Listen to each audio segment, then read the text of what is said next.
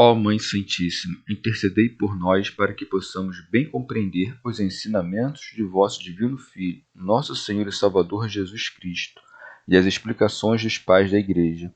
Ó Virgem Imaculada, ofereço-vos este trabalho e peço que abençoais aqueles que o ouvirem, e que seja para a maior honra e glória de Deus. Amém.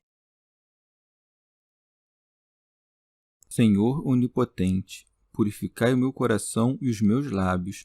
Vós, que purificastes os lábios do profeta Isaías com carvão em brasa, e dignai-vos, por tal modo, purificar-me com a vossa misericórdia, para que possa dignamente anunciar o vosso santo Evangelho. Por Jesus Cristo nosso Senhor. Amém. Senhor, abençoai-me. Que o Senhor resida no meu coração e nos meus lábios, para que anuncie digna e convenientemente o seu Evangelho. Amém. Evangelho de Nosso Senhor Jesus Cristo, segundo São Lucas. Os 2 discípulos de Emaús. Eis que 2 discípulos deles viajavam neste mesmo dia para um povoado chamado Emaús, a 60 estádios de Jerusalém, e conversavam sobre todos esses acontecimentos.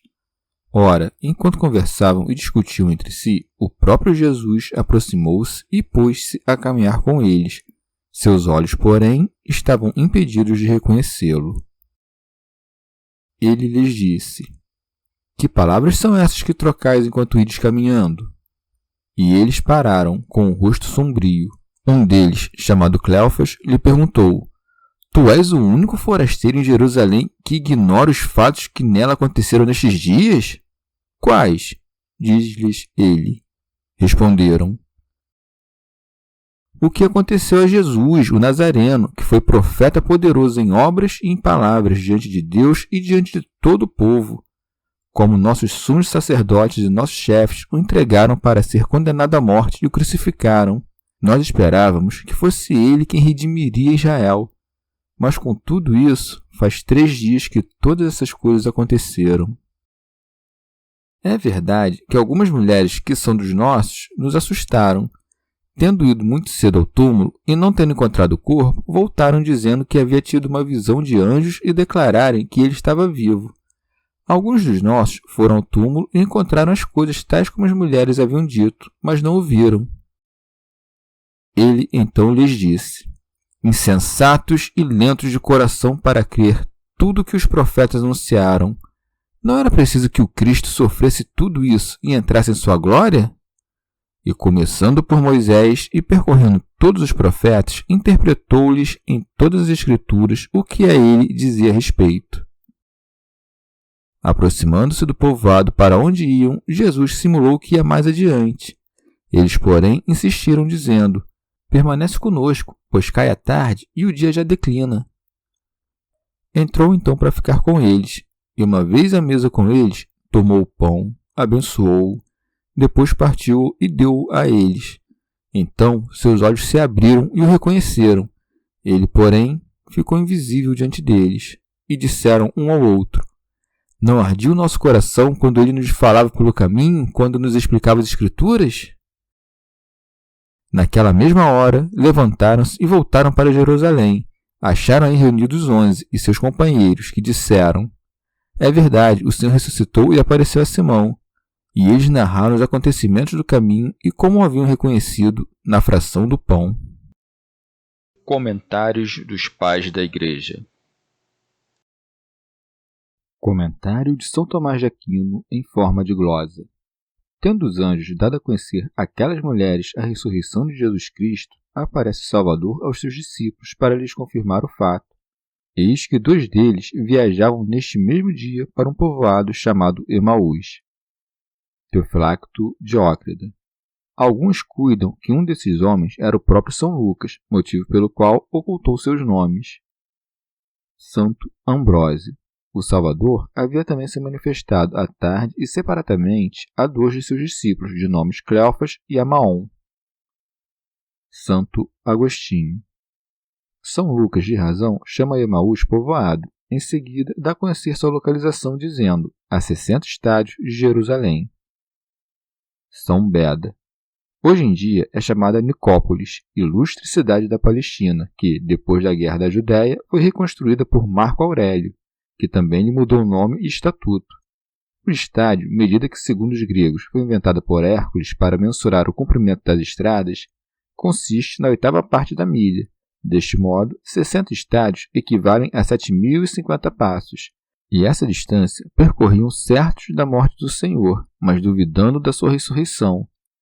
Esta que se deu depois do sétimo dia, chamado sábado, está representada pelo número 8. Os discípulos que caminhavam falando do Senhor haviam já percorrido 6 milhas do caminho. Afligiam-se porque um homem inocente fora condenado à morte no sexto dia, e haviam já percorrido a 7ª milha. Não duvidavam de que o corpo do Senhor fora depositado no sepulcro. Não haviam, porém, percorrido senão a metade da 8ª milha.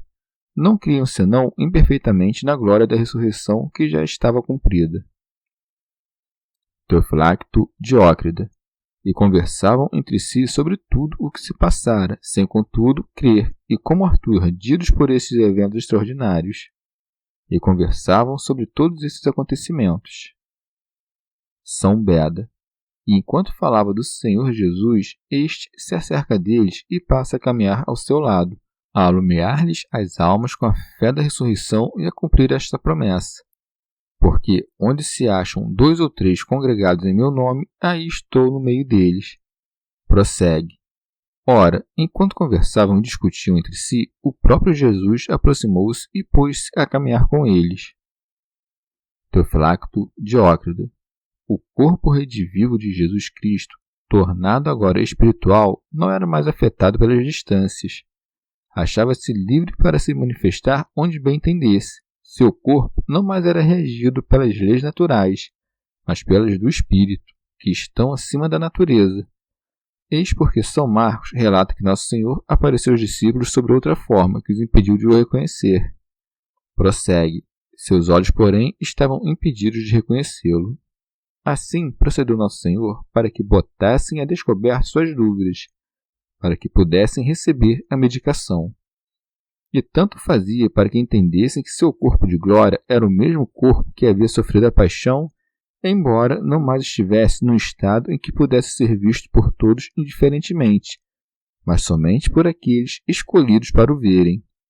Também queria lhes mostrar por que doravante não mais haveria de viver entre os homens, pois que, depois de ressuscitar, não estariam à sua altura divina, imagem da nossa ressurreição futura, quando viveremos como os anjos e como filhos de Deus. São Gregório Magno. É com sabedoria que não se mostra aos discípulos sob uma aparência que eles poderiam reconhecer. Ele reproduziu exteriormente, por meio dos olhos dos corpos, o que se passava internamente neles para os olhos do coração. No íntimo, ao mesmo tempo, amavam-no e duvidavam da ressurreição. Nosso Senhor manifestou-lhes a presença enquanto os discípulos conversavam sobre o Salvador, mas falo sob uma forma que não lhes permite reconhecê-lo, pois que as suas almas ainda eram presas da dúvida. Contudo, dirige-lhes a palavra nestes termos. Ele lhes disse: Que palavras são essas que trocais enquanto ides caminhando? São Gregório. Conversavam como se já tivessem perdido toda esperança de rever Cristo vivo. Afligiam-se deveras com a morte do Salvador. Um deles, chamado Cleofas, lhe perguntou: Tu és o único forasteiro em Jerusalém que ignora os fatos que nela aconteceram nestes dias? Teofilacto, Diócrida. Isto é, acaso és estrangeiro, moras tão longe de Jerusalém e te preocupas tão pouco com tudo que se passou nesta cidade que pareces ignorá-lo de todo em todo? São Beda. E falam deste modo porque o tomavam por um estranho, cujo rosto desconheciam. Com efeito, era para eles um estranho, porque a glória da ressurreição interpunha entre eles e a frágil natureza dos discípulos imensa distância. Ademais, era-lhes estranho, porque a fé que tinham não os levou a crerem na ressurreição. Contudo, ele prossegue a interrogá-los. Ele disse-lhes: Quais? Responderam: O que aconteceu a Jesus, o Nazareno, que foi profeta. Reconheciam de fato que era um profeta, mas não que era filho de Deus, seja porque a fé que tinham, neste ponto, era ainda imperfeita, seja por temor de cair nas mãos dos judeus perseguidores dos cristãos, ou não sabiam quem ele era de fato, ou dissimulavam, para não dar a conhecer o que tinham por verdade. Acrescem: poderoso em obras e em palavras. Teofilacto Diócrida.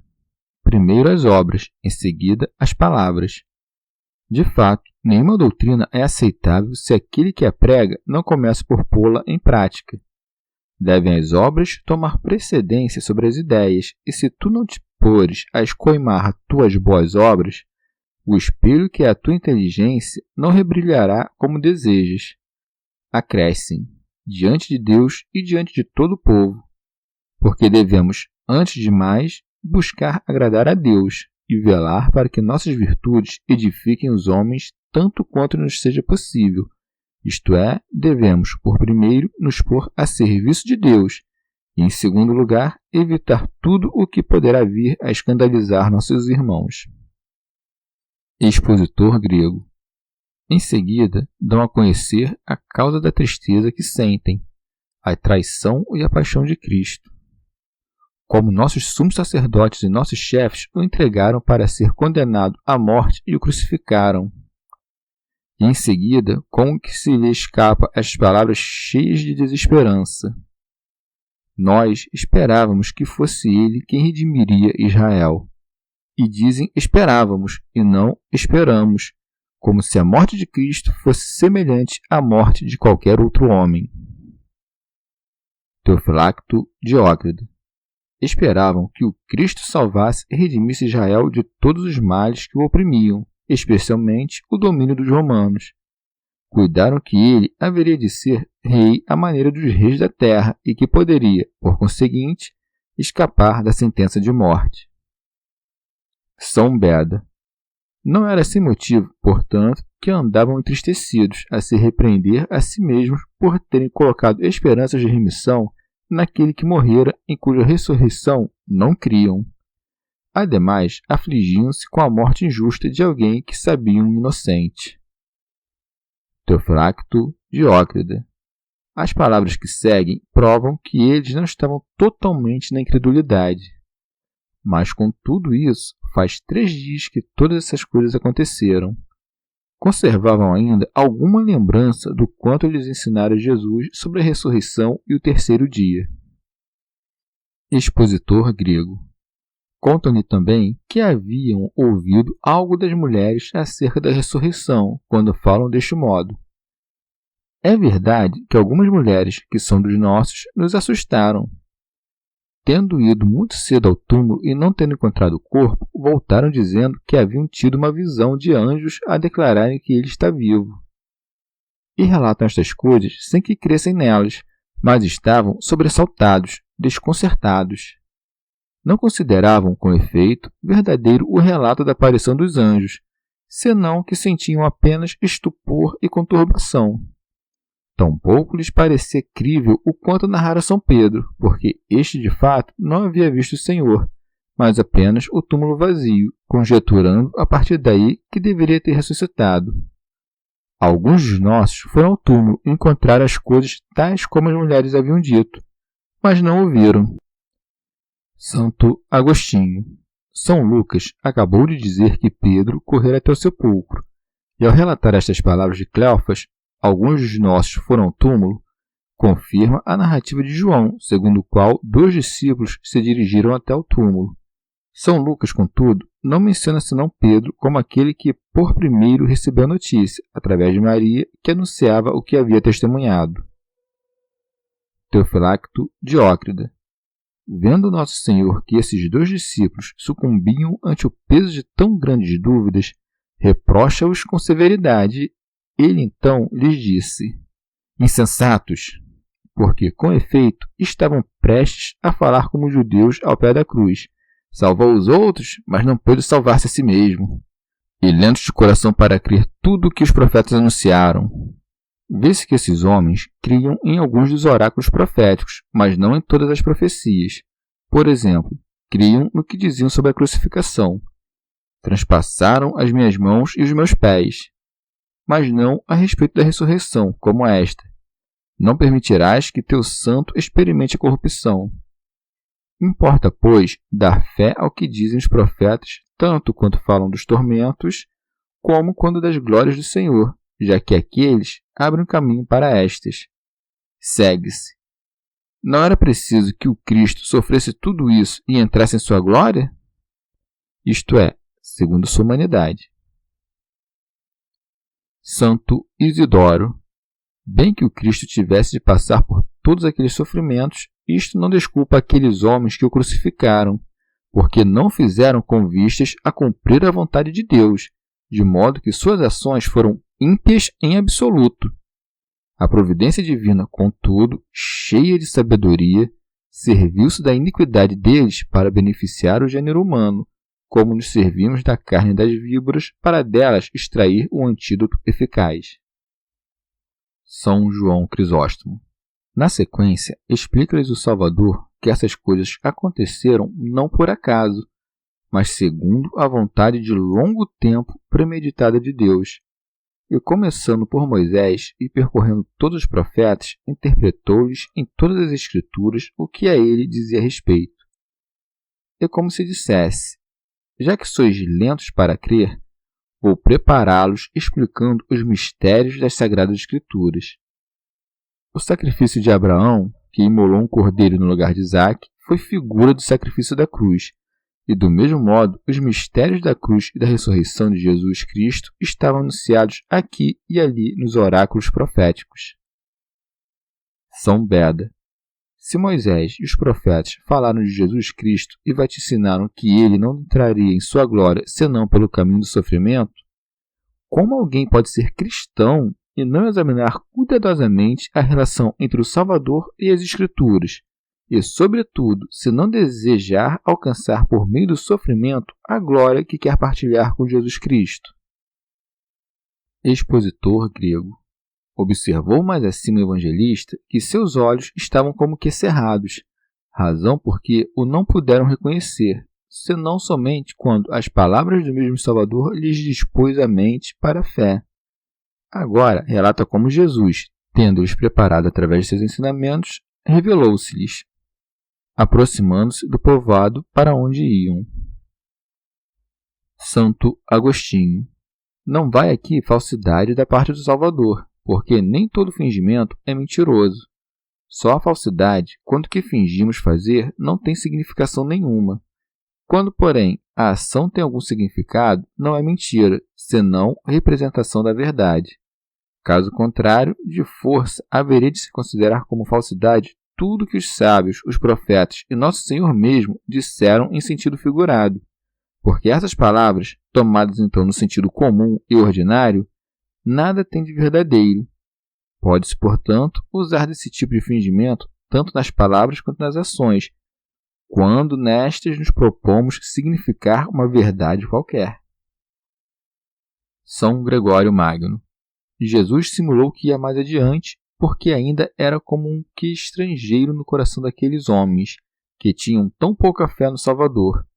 Oleiro, em latim, figulus, deriva do verbo fingo, fingir ou compor. Daí que esse fingir de Nosso Senhor seja, na verdade, um fazer. A verdade simples não fala com duplicidade, mostra-se exteriormente aos olhos do corpo, tal como é para os olhos da alma. Contudo, como não poderiam permanecer estranhos à caridade, quando tinham por companheiro de viagem a mesma caridade, oferecem-lhe abrigo, como a um estranho. Eles, porém, insistiram. Aprendemos com este exemplo que não devemos apenas convidar os estranhos às nossas casas, mas até mesmo forçá-los a aceitar a oferta. Comentário de São Tomás de Aquino em forma de glosa. E não constrangem somente pelos atos, senão também por palavras. Permanece conosco, pois cai a tarde e o dia já declina.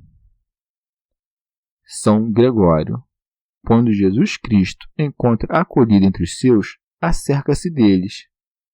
Entrou então para ficar com eles. Os discípulos então põem à mesa, servem os alimentos e reconhecem no partir do pão o Deus que não reconheceram quando lhes explicava as Escrituras. E, uma vez à mesa com eles, tomou o pão, abençoou, depois partiu e deu a eles. Então seus olhos se abriram e o reconheceram. São João Crisóstomo. Não reconheceram através dos olhos do corpo, mas através dos olhos da mente. Santo Agostinho. Não que tivessem os olhos cerrados enquanto caminhavam com ele, mas algo no interior destes homens os impedia de reconhecer o que viam, como uma névoa ou algum tipo de umidade. Claro que Nosso Senhor poderia mudar a aparência do corpo, conferindo-lhe uma forma diferente daquela com que estavam acostumados, como sucedeu antes de sua paixão com a transfiguração no monte, quando seu rosto ficou iluminado de um esplendor semelhante ao do sol. Mas as coisas não se deram assim, e somos levados a crer que o demônio lhes tapou os olhos a impedi-los de reconhecer Jesus Cristo. E isso permitiu Nosso Senhor, até o momento da distribuição do sacramento do pão, para nos fazer compreender que a comunhão com seu corpo sagrado tem o poder de remover os obstáculos que nos impedem de reconhecer Jesus Cristo. Teofilacto Diócrida também nos ensinou outra coisa, qual seja, a participação na comunhão do pão consagrado abre-nos os olhos para que possamos reconhecer. Tão imenso e inefável poder tem a carne do Senhor. Santo Agostinho. E quando o Senhor, a marchar com seus discípulos que não reconheciam e a explicar-lhes as Escrituras, finge ir mais longe, quer nos ensinar que a prática dos deveres de hospitalidade pode levar os homens a conhecê-lo, e que estará sempre com aqueles que assim procedem com seus servos, mesmo quando se afastar dos homens ao subir ao céu. O homem, instruído nas coisas da fé e que partilha seus bens com aquele que o instruiu, pode estar certo de reter Jesus Cristo perto de si. Com efeito, os discípulos de Emaús receberam o ensinamento da palavra quando o Salvador lhes explicava as Escrituras, e porque praticaram hospitalidade, mereceram conhecer, quando da fração do pão, o que não haviam reconhecido quando ele lhes explicava as Escrituras. De fato, não são justos diante de Deus os que ouvem a lei, mas os que observam a lei é que serão justificados. São Gregório Magno. Aquele que deseja compreender os ensinamentos que recebeu, que põe em prática com presteza os que já compreendeu. Vê como o Senhor não foi reconhecido enquanto falava, mas sim quando se deu como alimento. Acresce o evangelista. Ele, porém, ficou invisível diante deles. Teofilacto Diócrida. A natureza de seu corpo ressurrecto não lhe permitia que ficasse por muito tempo entre eles, e assim queria para que lhes crescesse o amor. E disseram um ao outro: não ardia o nosso coração quando ele nos falava pelo caminho, quando nos explicava as Escrituras? Orígenes. Vemos aqui que as palavras do Salvador abrasam com o fogo do amor divino aqueles que as ouvem. São Gregório Magno. Quando a palavra divina se faz entender, os corações se abrasam, derretem-se o gelo do langor e a mente fica como que agitada com desejo pelos céus. Ela se alegra quando entende os preceitos celestes. Os mandamentos que recebe são para ela como um fogo a abrasá-la. Teofilacto Diócrida. Abrasava-lhes os corações, seja pelo fogo das palavras do Salvador, as quais recebiam como a verdade, seja porque, ao escutá-lo explicar as Escrituras, compreendiam de um vivo sentimento em seus corações que era o Senhor que lhes falava. Tão grande era a sua alegria que, sem tardar, retornam a Jerusalém. Naquela mesma hora, levantaram-se e voltaram para Jerusalém. Partiram no mesmo instante, mas lá chegaram algumas horas depois, porque tiveram de percorrer uma distância de 60 estádios. Santo Agostinho. As mulheres já haviam espalhado a nova de que Jesus ressuscitara, e Simão Pedro, a quem ele aparecera, também o fizera. Os 2 discípulos, lá chegando, encontraram os apóstolos reunidos a conversar sobre esses grandes acontecimentos. Acharam aí reunidos 11 e seus companheiros, que disseram: é verdade, o Senhor ressuscitou e apareceu a Simão. São Beda. Segundo o testemunho dos 4 evangelistas e do apóstolo São Paulo, foi a São Pedro, por primeiro, que Nosso Senhor se mostrou. São João Crisóstomo. E porque quisesse espalhar as sementes da fé, não se manifestou a todos ao mesmo tempo. Com efeito, aquele a quem Nosso Senhor apareceu por primeiro e que, portanto, deu testemunho dele, passa a contar o fato aos demais. Esse relato, propagando-se, prepara os ouvintes para que vejam o mesmo Salvador. Por essa razão, mostrou-se primeiramente ao mais digno e fiel de todos os apóstolos. Era preciso, para tanto, uma alma de fidelidade a toda prova, para que não se turbasse com essa inesperada visão. Apareceu, pois, a Pedro, que mereceu ser a primeira testemunha da ressurreição, porque havia sido o primeiro a confessar que ele era o Cristo. E também o faz para consolá-lo e para que não caísse em desespero, porque Pedro o havia negado. Só depois aparece aos demais. Algumas vezes mostra-se a muitos, outras vezes a poucos, como dizem os 2 discípulos de Emaús. E eles narraram os acontecimentos do caminho e como o haviam reconhecido na fração do pão. Santo Agostinho. São Marcos escreve, é bem verdade, que os apóstolos não creram no relato desses 2 discípulos, ao passo que, segundo Lucas, eles próprios declararam que o Senhor havia verdadeiramente ressuscitado. Essa contradição aparente podemos explicá-la dizendo que apenas alguns dos presentes se recusaram a crer no relato dos 2 discípulos. Chegamos ao fim de mais um dia de comentários da Catena Áurea. Muito obrigado por ficarem até aqui, que Nossa Senhora derrame suas graças sobre nós e até amanhã.